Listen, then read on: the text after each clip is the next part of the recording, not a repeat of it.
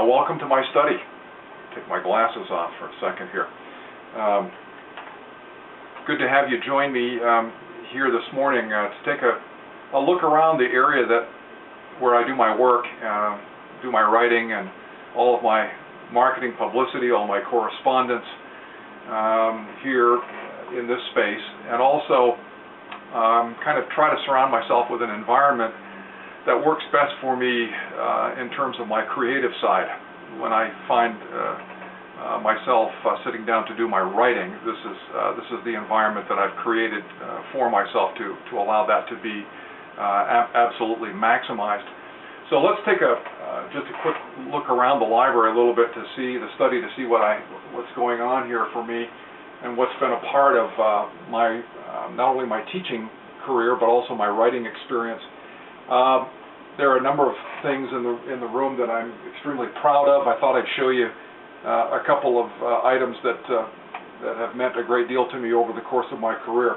I have, for example, over here, I'm just going to kind of slide. I guess I can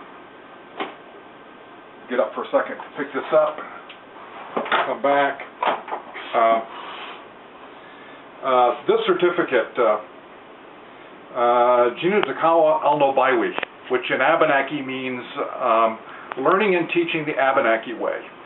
And this is a certificate that I received for a course that I took back at my alma mater, back at Johnson State College in Vermont, with Dr. Fred Wiseman, who's an anthropology professor there at Johnson. And I learned a lot about the way I deliver, or the way I was delivering at the time, and continued to do so over the course of my career.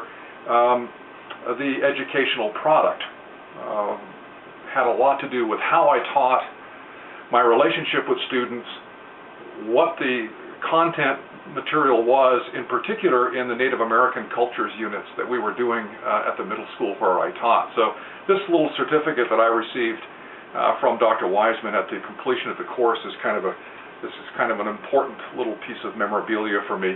I also have attached here a 6,000-year-old arrowhead. This actually comes from here in the Southwest. This is a Clovis point. It's probably one of the finest examples of pressure flaking that I've ever seen, in a very small but intricately crafted arrow point. But anyway, this little certificate right here is very dear to me. I also have, put that down. I also have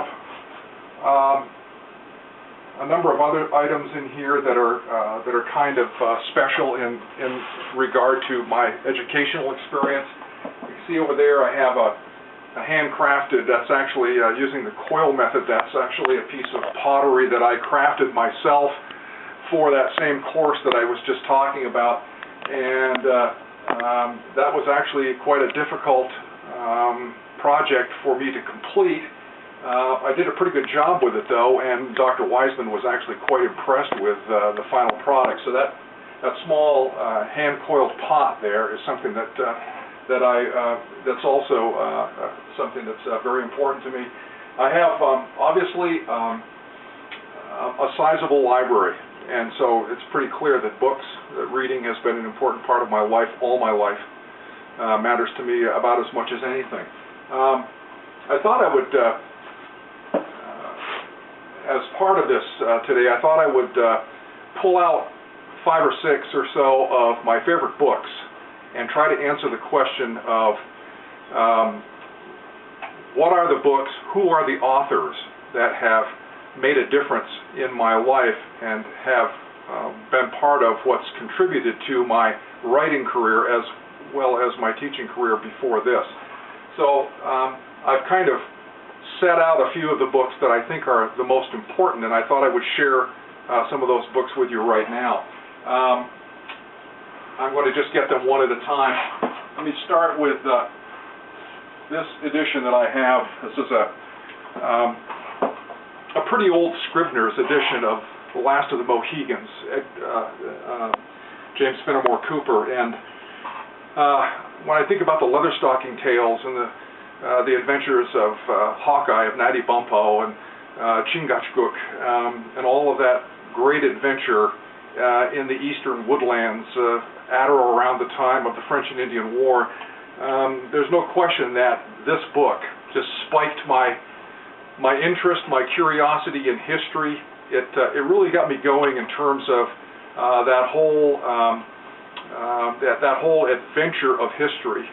It seemed to me to be totally encapsulated in this book, and so no question that The Last of the Mohegans has been very, very important to me as a teacher of history as well as a writer. So that's one that I'm happy to show you. This book, I'm a big fan of Tim O'Brien, and this book, Going After Cacciato, one of the most amazing books I've ever read, about the Vietnam War and a patrol of soldiers that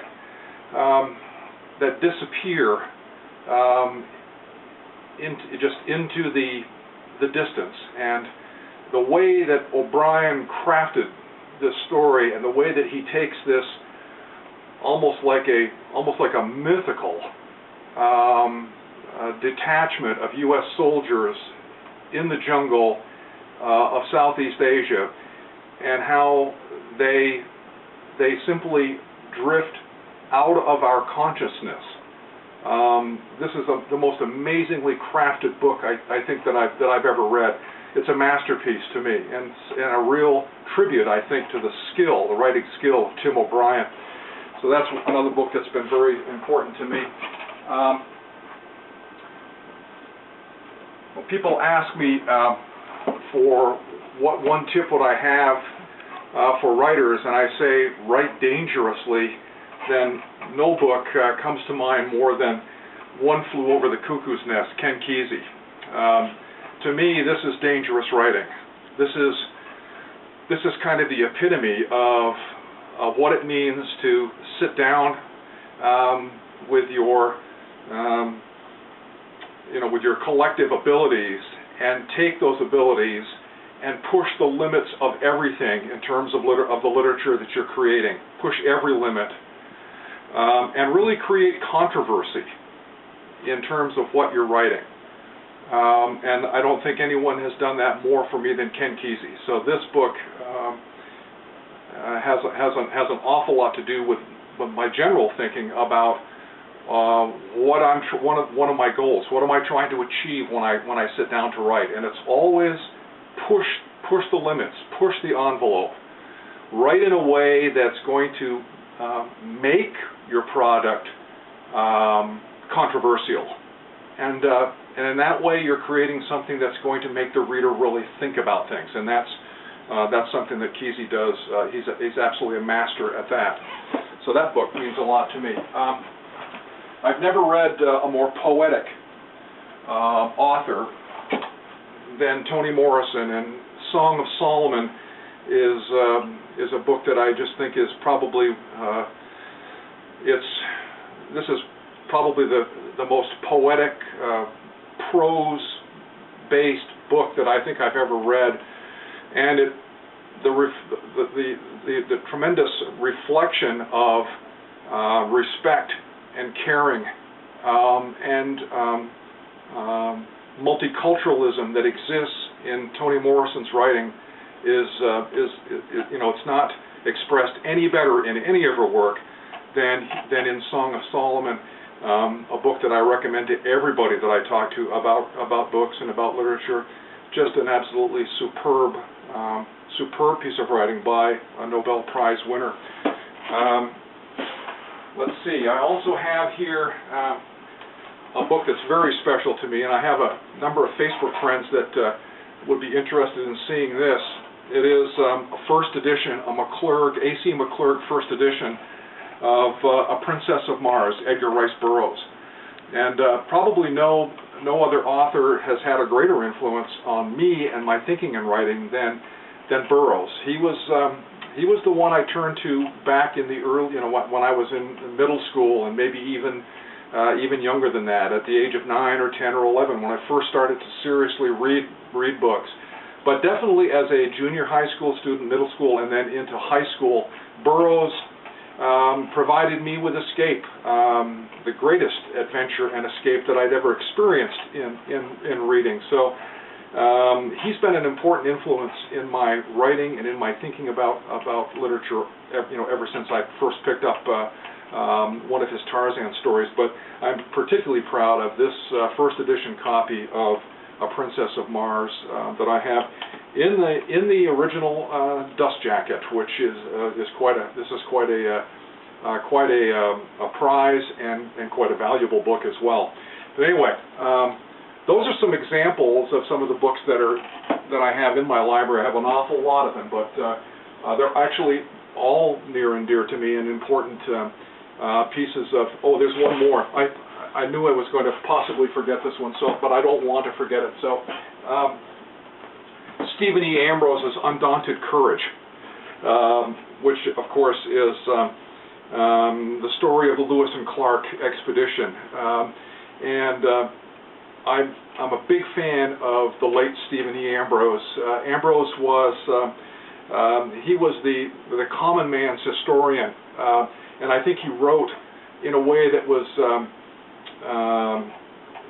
very user-friendly in the sense that you could read a complex history of events and learn about it in a common way. He had a way of